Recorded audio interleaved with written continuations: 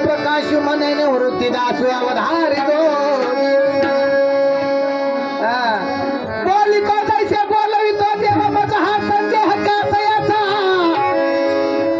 अरे पाप पुण्य ज्याच्या तोची जाणे काही संबंध हा नाही आमाचं वे पहिलं नमन गणाला पहिलं नमन गणाला पहिलं नमन गणाला पहिलं नमन गणाला पहिलं नमन गणाला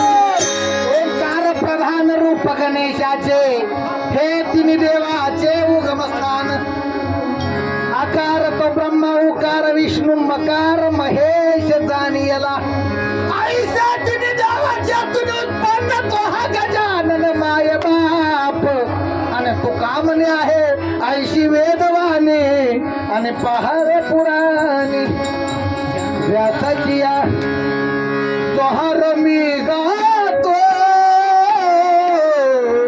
जोहर मी गातो जोहर मी गातो जोहर मी गातो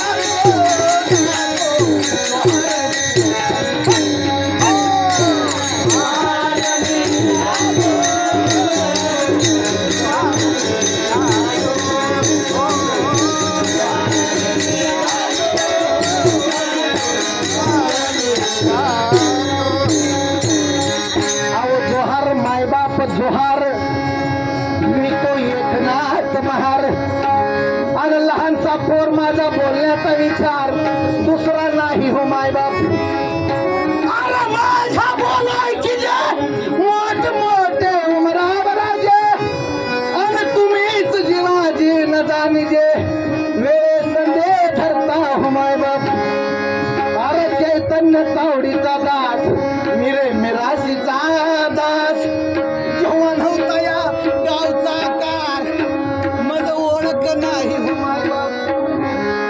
अरे काया पुरता सात पाया या माझी बाजी झाले बेहया आणि मनाजी संगे मिळाले खया तरी वाट नाही हो माय बाप म्हणून महाराज म्हणतात अरे पेंड्या करून विषयाच्या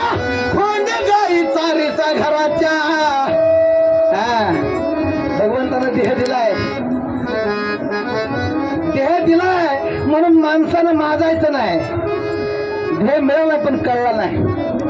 देवाधिकांना कळला पण त्यांना मिळला नाही. जनावरांना कळला पण नाही, मिळला पण नाही. मग या देहाचा सार्थक कसं करायचं आपले आपण ठरवायचं. महाराज म्हणतात पेंड्या करुण विषयाच्या, कोंडे गाईचा रेसा घराच्या, बसतील त्या यमाजीच्या, तेव्हा कोण सोडवीन हो माय बाप. विषय म्हणजे फक्त वाईट विषय नाही. कुठल्याही गोष्टीची मनामध्ये लालसा निर्माण झाली का त्याला मनाचे विषय. म्हणून महाराज म्हणतात कारण का जी इंद्र त्या स्वर्गामध्ये जे सुख भोगतोय तेच सुख गटारीमध्ये डुक्कर सुद्धा आपल्या डुकरीवर भोगू शकतोय.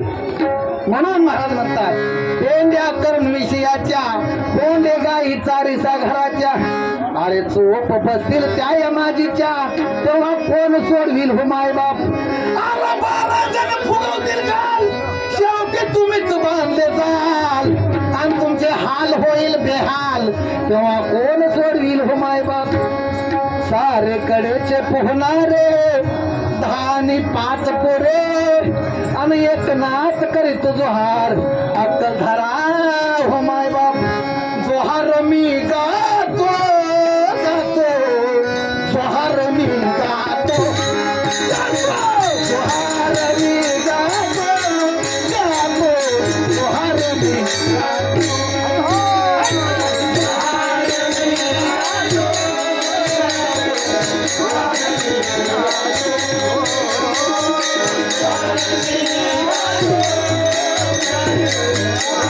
Thank you.